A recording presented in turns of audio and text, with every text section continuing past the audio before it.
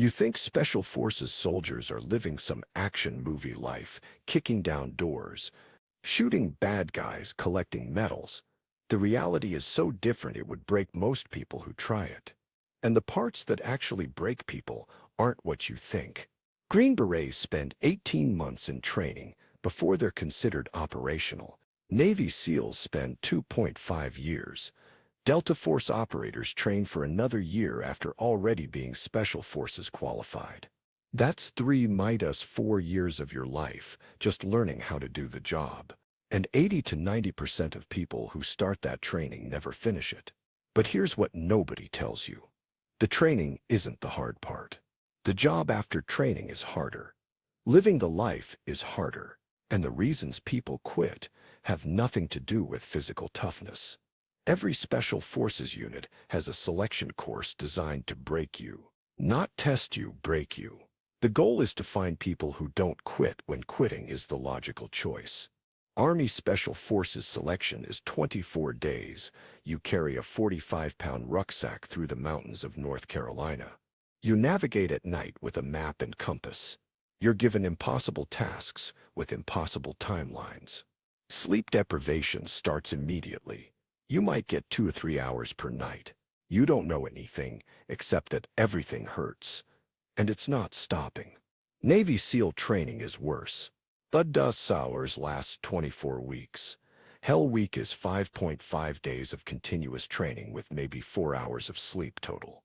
You're wet, cold, covered in sand, and exhausted beyond what you thought was possible. Your body starts hallucinating. You see things that aren't there. You forget your own name. 75 to 80% quit. But here's what actually breaks people. It's not the cold water, or the running, or the physical pain. It's the uncertainty. You don't know when it ends. You don't know if what you're doing is enough. The instructors tell you nothing. You're suffering, and you don't even know if you're succeeding. That psychological torture is what selection is designed to test. Can you continue when you don't know why or for how long? The people who make it aren't the strongest or the fastest. They're the ones who can suffer indefinitely without quitting. That's the only qualification that matters. Everything else can be taught. Passing selection doesn't make you Special Forces. It makes you eligible to start training. And the training pipeline is so long that you'll be doing it for years. Green Berets attend the Special Forces qualification course after selection. It's 53 weeks long. You learn a specialty, weapons, engineering, medical, or communications. You learn a language, Arabic, Russian, Chinese, whatever the Army needs. You learn how to train foreign armies because that's actually what Green Berets do most of the time. You're not kicking down doors. You're teaching someone else's army how to fight. The medical training alone is insane. Special Forces medics complete a course that's longer than civilian EMT paramedic programs. They learn to perform surgeries, deliver babies, extract teeth, treat gunshot wounds, all in field conditions with limited equipment. Navy SEALs have a 2.5-year training pipeline after dive school, jump school, SEAL qualification training, land warfare, urban combat, sniper training, breaching, close quarters battle, explosives. You spend years learning skills you might use once or never. But when you need them, you need to be perfect. Because people die when you're not. Delta Force and SEAL Team 6 require you to be already Special Forces qualified before you can try out. You need 5 years in Special Forces before they'll even look at you. Then you do their selection, which is another 6 months. Then you do their training, which is another year. So you're looking at 6-7 years minimum before you're operational in Tier 1 units. But here's the reality check. After all this training, most Special Forces soldiers never see combat. Green Berets spend years training allied forces in peaceful countries. SEALs do security details and training exercises. The deployment to Iraq or Afghanistan, where you actually use these skills, that's maybe 20% of your career if you're lucky. The rest is training, waiting, and doing jobs that have nothing to do with what you trained for. When you finally deploy, You're not in constant firefights like movies show. The reality is 95% boredom and 5% terror, and the boredom is harder to handle than the terror. Most combat deployments are 6-9 months. You're in a remote outpost or forward operating base. Your day starts at 4 a.m. with physical training, then you maintain equipment, review intelligence, plan missions, and wait. You wait for targets. You wait for something to happen. Most days, nothing happens. Most are dry holes. You get intelligence that a high-value target is at a compound. You plan for days. You rehearse the assault. You fly out at 2 a.m. You set up security. The assault team breaches. The compound is empty. You fly back. That's 72 hours of preparation for 20 minutes of searching an empty building. But here's what makes the job psychologically exhausting. You're at a constant state of readiness for action that rarely comes. Every patrol could be the one where you get ambushed. Every door you breach could have an enemy behind it. Every pile of trash on the road could be an IED. You maintain peak alertness for months, and 99% of the time nothing happens. Then 1% of the time, everything happens at once. The actual combat is brief and chaotic. A firefight lasts 3 minutes, 15 minutes in most cases. You're running on training and instinct. You're not thinking. You're reacting. Your heart rate is 180 plus beats per minute. You're tunnel-visioned. You can't hear clearly. Time distorts. Afterward, you realize you don't remember most of what happened. Your brain just executed what it was trained to do. And then it's over. You're back at base doing maintenance and waiting for the next mission. The contrast between life or death violence and absolute monotony is jarring.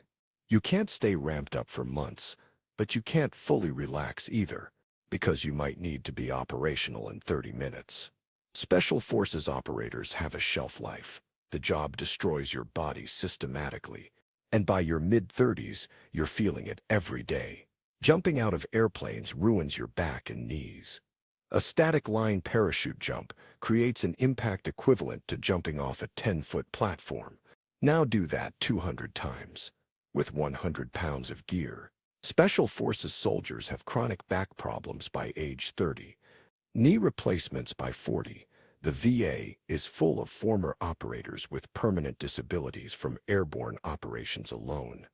Rucking destroys your joints. You're carrying 80 to 120 pounds on long movements through mountains. The cartilage in your knees and hips wears down. Your spine compresses. Guys in their 30s walk like they're 60. Hip and knee replacements are expected if you do this job long enough. The sleep deprivation is cumulative. Deployments run on reduced sleep for months. Training exercises do the same. Your body never fully recovers. Studies show that chronic sleep deprivation, even 6 hours per night consistently, causes cognitive decline equivalent to being legally drunk. You're operating at diminished capacity constantly, and your brain adapts by rewiring itself. Not in a good way. Traumatic brain injuries from explosions are almost universal. You're near explosions regularly, breaching charges, grenades, IEDs. Each explosion creates an overpressure wave that rattles your brain inside your skull. You don't need to be concussed to have damage. Repeated subconcussive impacts add up. Former Special Forces operators show brain damage patterns similar to NFL players: memory problems, mood issues, cognitive decline. This is considered normal and expected. But here's the part that breaks people. The job demands peak physical performance while systematically destroying your body. You need to run fast with damaged knees. You need to think clearly with a brain that's taken repeated impacts. You need to recover quickly while getting minimal sleep. And the job is breaking the tool while requiring it to perform at 100%. The divorce rate for Special Forces soldiers is 80 to 90%. That's not an exaggeration. Most marriages don't survive this lifestyle. And it's not because operators are bad people. It's because the job is incompatible with normal relationships. You're gone 250 plus days per year. Deployments are 6-9 months. Training rotations are 2-3 months. Schools are 6 months, 12 months. Your home may be 4-5 months out of the year, and even then you're on call 24/7. You miss birthdays. You miss anniversaries. You miss your kids growing up. Your spouse is functionally a single parent, and you can't talk about what you do.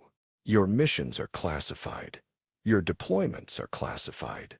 Sometimes your location is classified. Your spouse asks how your day was. You can't tell them. They ask what you're training for. You can't tell them. The fundamental basis of relationships, communication, and shared experience doesn't exist. You're living separate lives while technically being married. But here's what destroys relationships faster than absence. Combat changes you. Killing people changes you. Watching friends die changes you. You come home a different person. Your spouse didn't change. They're the same person you married. But you're not. The gap between who you were and who you are now becomes unbridgeable. They don't understand you anymore. You don't understand how they can worry about normal problems when you've seen what you've seen. The statistics are brutal. 80 to 90% divorce rate, 20 to 30% PTSD diagnosis rate, likely higher unreported. 22 veteran suicides per day in the U.S. Special Forces operators are overrepresented in that number. The job doesn't just break your body, it breaks your relationships and your mental health. Recruiters show you the 5%. That's cool. They don't show you the 95%. That's not. You're not going to be a door-kicking action hero. Most of your career is training people, planning missions that never happen, and doing administrative work that has nothing to do with why you joined. The actual combat deployments are rare and brief. Most of your time is spent preparing for events that don't occur. The money isn't good. Special Forces soldiers make more than regular Army, but not by much. An E5 Green Beret with 6 years makes about $45,000 base pay. With special pays and allowances, maybe $65,000. That's after 6 years and being Special Forces qualified. You can make more as a plumber and keep your knees. You will get injured. Not might will. The job injures everyone eventually. The question is, how severe and how permanent? Most operators leave with disabilities that affect them for life. The VA will take care of some of it, but you'll be dealing with chronic pain and physical limitations from age 35 onward. Your career has an expiration date. Most Special Forces soldiers transition out by age 40. Your body can't keep up. The new generation is younger, faster, and hasn't been broken down yet. You're competing with 25-year-olds while dealing with injuries from 15 years of abuse. You'll get forced into support roles or leave entirely. The transition to civilian life is brutal. Your skills don't transfer. Expert in close quarters battle doesn't translate to corporate jobs. Your experience leading 12-man teams in combat doesn't help in middle management. You're 40 years old with a body that's 60 and skills that don't apply to civilian employment. Most operators struggle for years to find their place after leaving. After hearing all this, you're wondering why anyone would choose this life. The answer isn't what you think. It's not patriotism. That gets you through selection. It doesn't keep you in for 10 years of deployments. It's not the adventure that wears off after your first boring deployment where nothing happens. It's not the challenge. You can find challenging work that doesn't destroy your body and marriage. The real reason is the team. You're part of something that most people never experience. A group of people who would die for each other and have proven it. Relationships deeper than family. Trust that's absolute.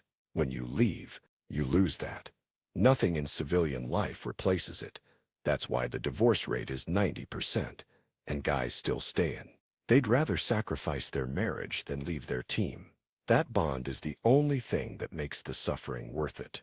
And it's the only thing you miss when you get out. So that's what life in Special Forces is actually like. Not the recruiting video version. The real version, years of training. Months of boredom, punctuated by minutes of violence. A body that breaks down by 35. relationships that don't survive, skills that don't transfer, and a bond with your team that's the only thing that makes any of it make sense. The people who succeed in special forces aren't superheroes. They're people willing to sacrifice everything.